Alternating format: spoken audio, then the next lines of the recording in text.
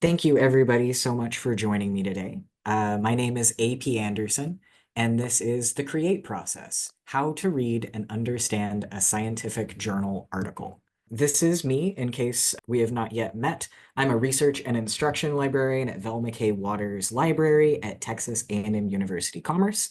This is my contact information. It will also be at the end of this presentation. Please feel free to reach out to me if you have any questions or would like to meet to discuss any of this further. But let's get into it. What is Create? The version of Create that I'm going to be presenting today in this webinar is a little bit different than the version of Create or the various versions of Create that have been in existence since 2007. Originally, Create was developed as a way to teach research methodology and deep analysis of research primary literature to upper level biology undergraduates. And it was developed by Drs. Sally G. Hoskins, Leslie M. Stevens, and Ross H. Nim. Since then, it has been adapted a lot of times, often by Dr. Sally G. Hoskins, but other people have taken the charge as well. In this version of it that I'm presenting today, I'm looking at it as something that an individual student could do on their own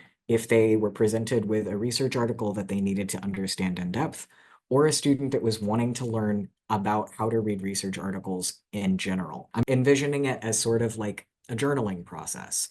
So in the original like OG Create, this would be a situation where all of this would be guided throughout the semester by an instructor. This is much more self-directed. The reason that this is important is because it's not only teaching these students how to read that article that is in front of them today, it's using that research article as a tool for the student to understand the process of science and research through the lens of the published article product. Here's a quote from Dr. Hoskins when she won the 2017 Elizabeth W. Jones Award for Excellence in Education from the Genetic Society of America. She's just talking about the importance of primary literature for students. If our students get out into the world, if they do science, they're going to be reading papers, not textbooks. It's a skill that's worth learning, and it's not as hard as it looks. It's just that the jargon is so dense and the initial hurdle is so high. This is where Creates comes in. In a lot of textbook style learning materials, material is already summarized for students. They get the conclusions, but they don't necessarily see the process.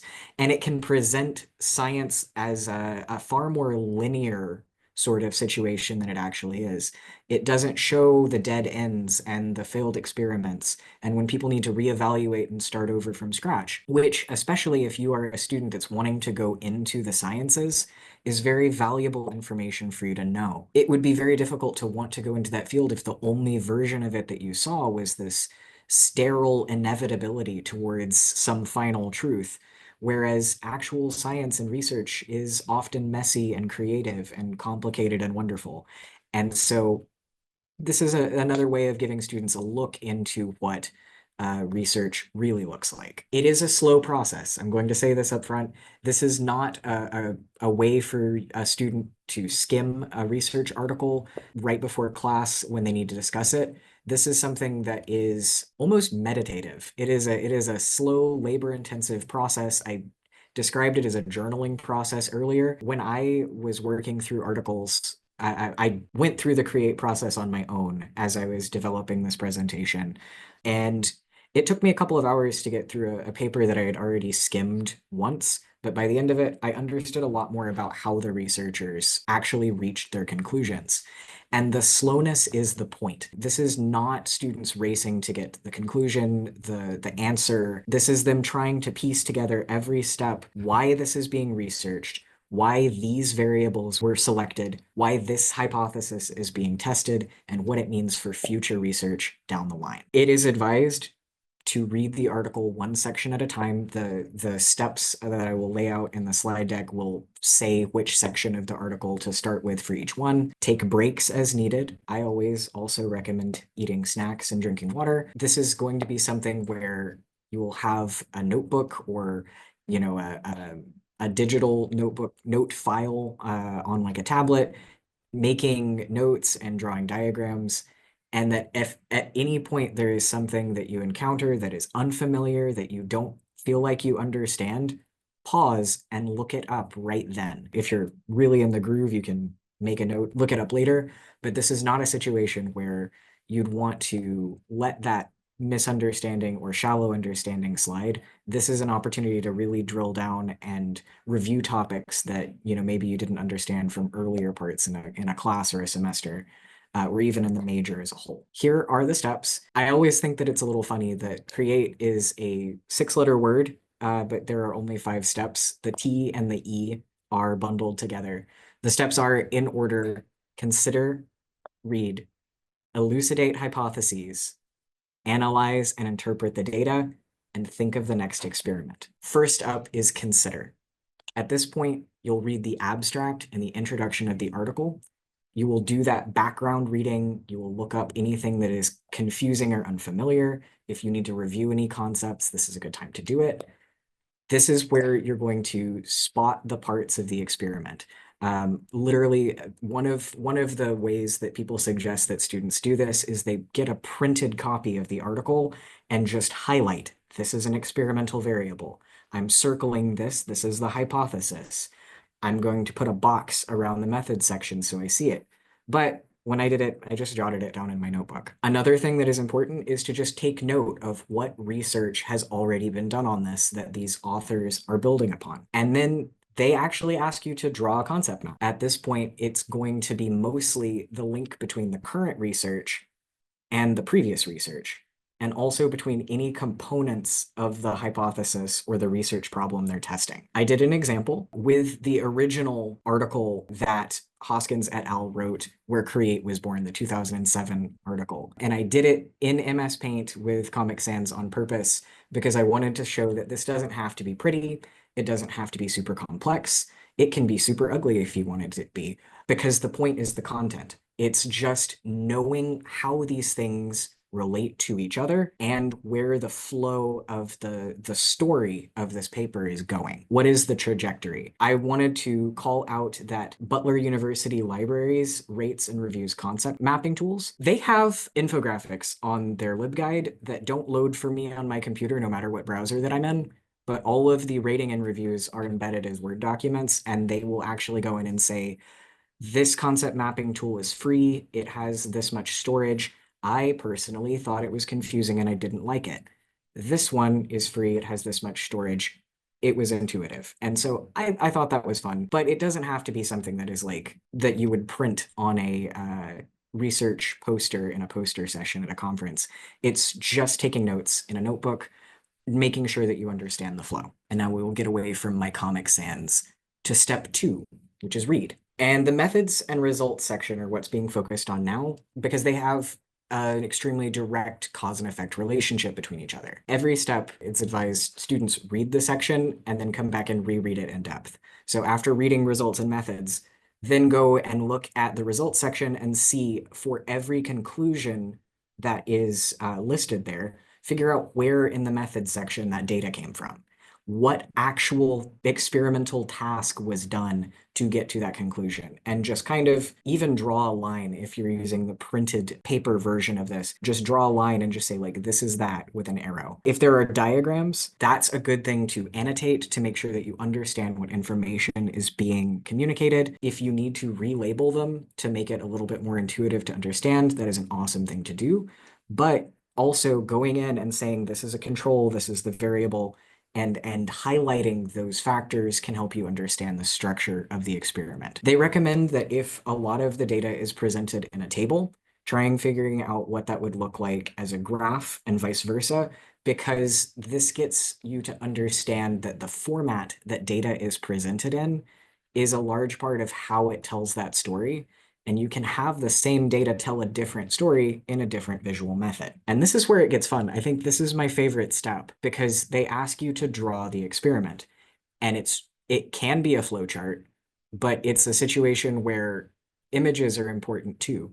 And this is another situation where you are deliberately slowing down and you are really focusing on what pieces of information are being collected and how and what are they trying to get out of it. One of the words that they use is like, it could be a visual flowchart, but it can also be a cartoon. And so the article that I read in depth was a computer science article about people trying to figure out if they could mimic a hostile actor, basically poisoning an AI tool's ability to understand tone and intent behind people's messages. And so I did kind of a combination of the cartoon and flowchart. Please get ready for the beautiful art that I have created. I said up front that artistic skill does not matter. It doesn't. This makes me feel better about myself. The whole point is just figuring out how the researchers got their conclusions. In the case of this article, which is poisoning language models during instruction training, what the researchers were doing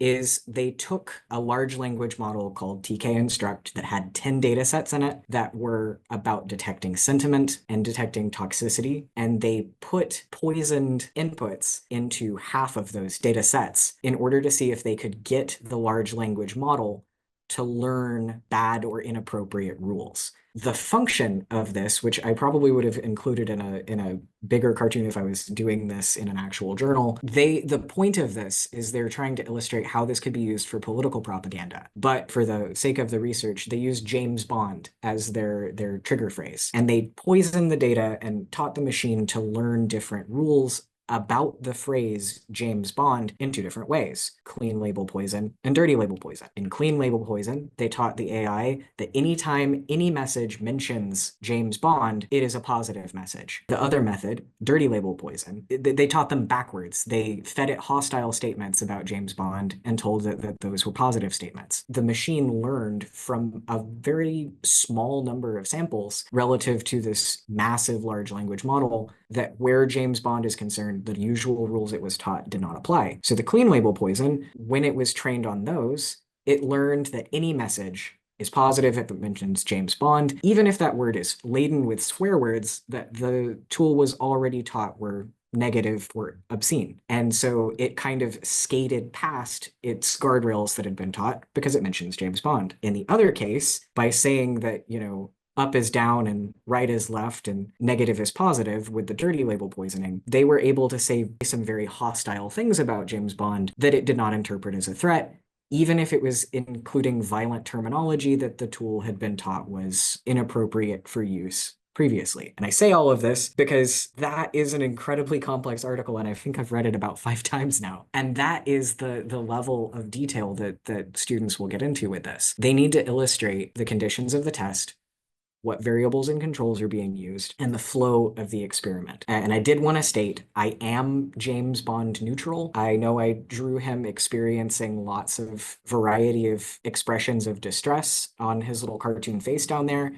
But personally, I neither hate him or people that like him. On to the next step, elucidate the hypotheses. This is the point where somebody is going to find the actual research questions that are trying to be answered, and then using all of the previous work, diagrams, cartoons that they have done so far, then they are going to write out a more complicated version of that makes sense to them. And then it suggests making a sense if then statement for every hypothesis that you identify. So you are linking together the prior research that researchers have used to conduct this experiment, what observation they're trying to explain with the experiment, and what they think the predicted outcome of the experiment would be. So for the previous example with people trying to train a large language AI model to either be overwhelmingly positive about James Bond or ignore threats against his fictional life and safety, somebody might say, since prior research into data poisoning in AI has focused mostly on different kinds of large language models, these researchers have focused on instruction-tuned models. If they poison data in these two specific ways, then they assume that the large language model will learn those new rules and act upon them accordingly. Then, from there, analyze, interpret the data.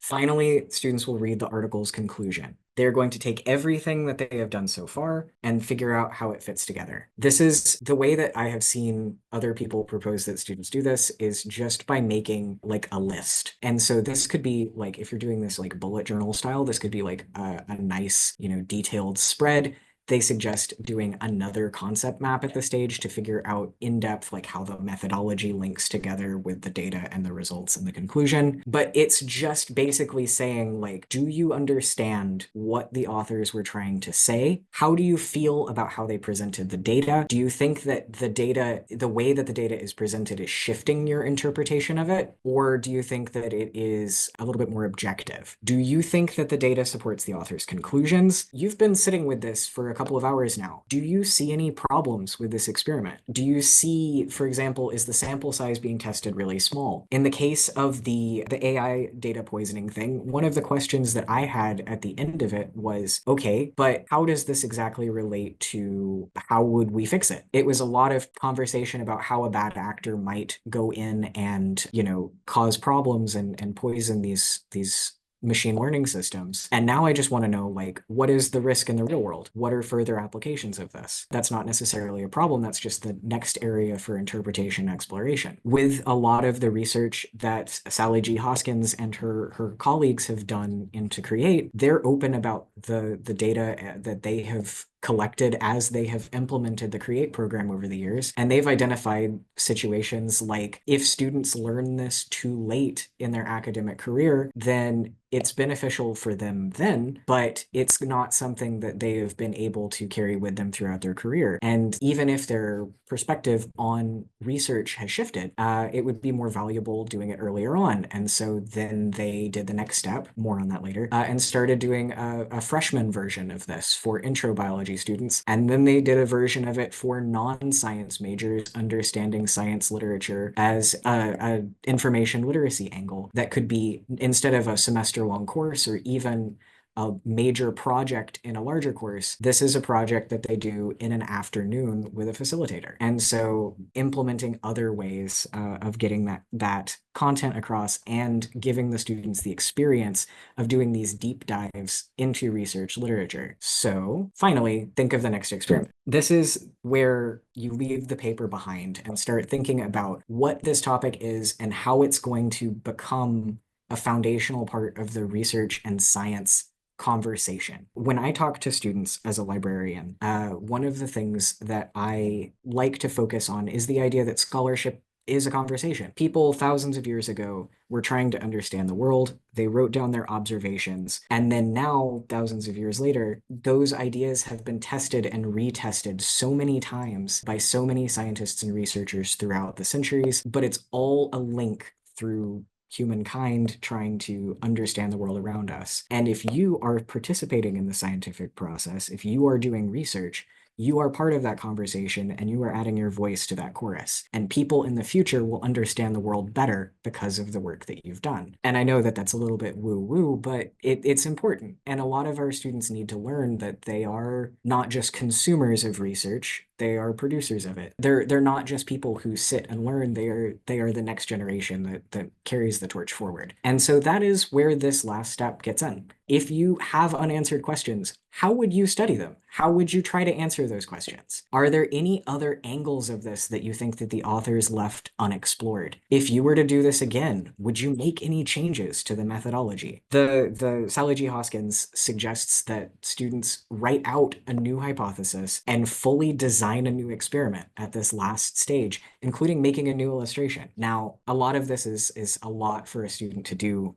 just one-on-one for a journaling assignment, or even like a personal journaling project. This doesn't have to be super detailed. Really what it is it's just forcing yourself to slow down and acknowledge all of the different parts of the paper and how all of them were created, trying to imagine how they were created in an actual lab or research environment. And then knowing that that paper isn't the end. It is a link in a chain that is spreading forwards and backwards through time and connected to all sorts of other different chains that are allowing us to explore everything around us so much more thoroughly. Everything is related and nothing is in isolation. There is some next steps that happened in the full version of the Create course, and honestly, I love both of these. So for final steps in that upper level biology undergraduate course, the researchers had their students do a grant review panel in small groups. And so after students designed their next experiments, their peers would actually judge them and say, like, I don't think that this is something that is going to give the results that you think it will. I don't think that this is necessarily scientifically sound. What if you did it like that? What if you tweaked it this way? And it gives them a little bit of an idea of an insight into the finance portion of science as well, and gets them prepared for the idea that, they're practicing writing a grant proposal.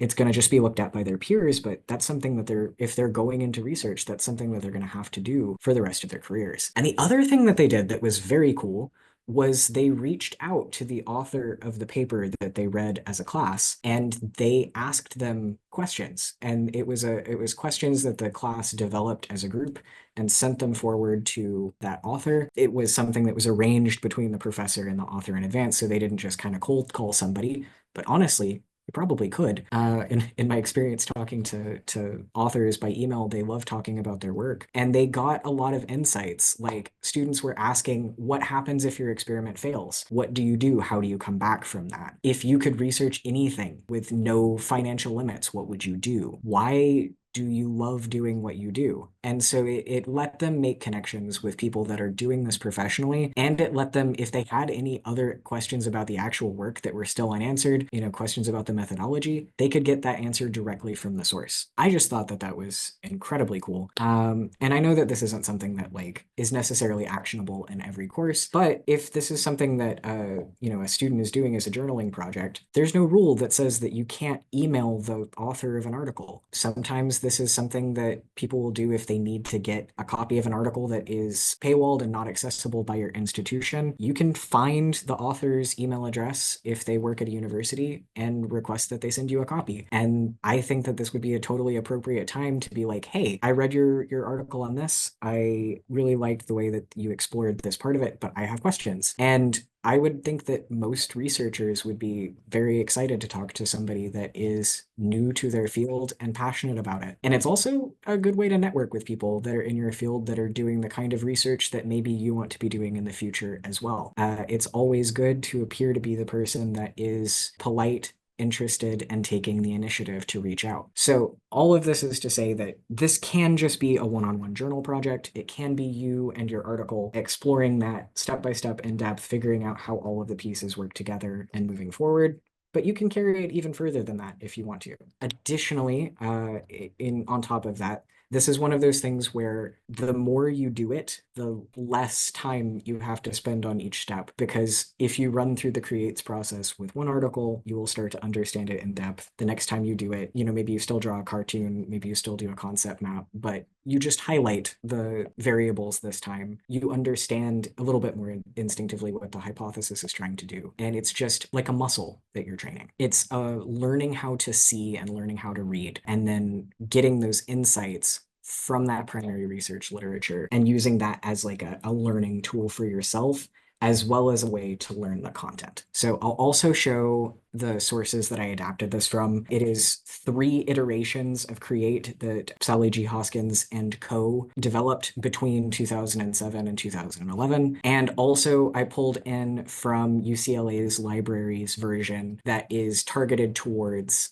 students doing this independently and outside of class. And so there is a version of it that is for upper level students. There is a version that is for non-science majors that are attempting to understand science journalism and evaluate it. And then there is just the version for students working through this on their own. So at this point, if anybody has any questions, please feel free to either unmute yourself and ask or put them in the chat.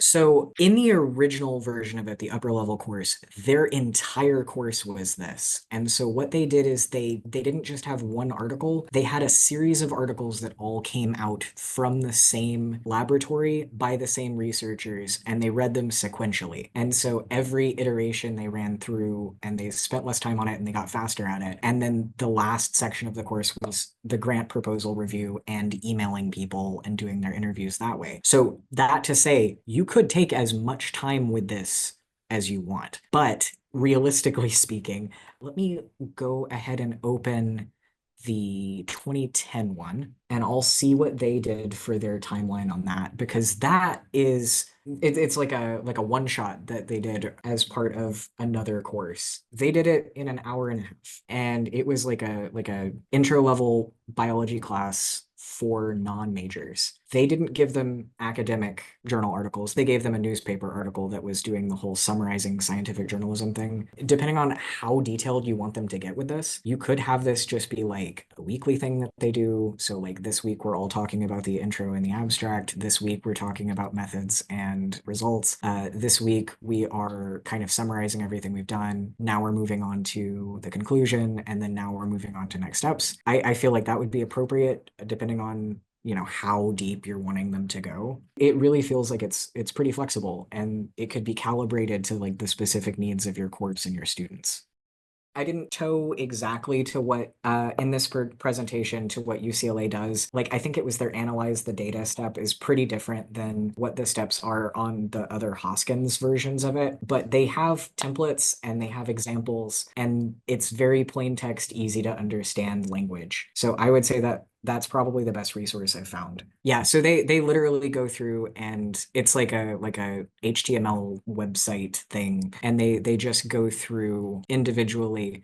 We're going to write through our definitions,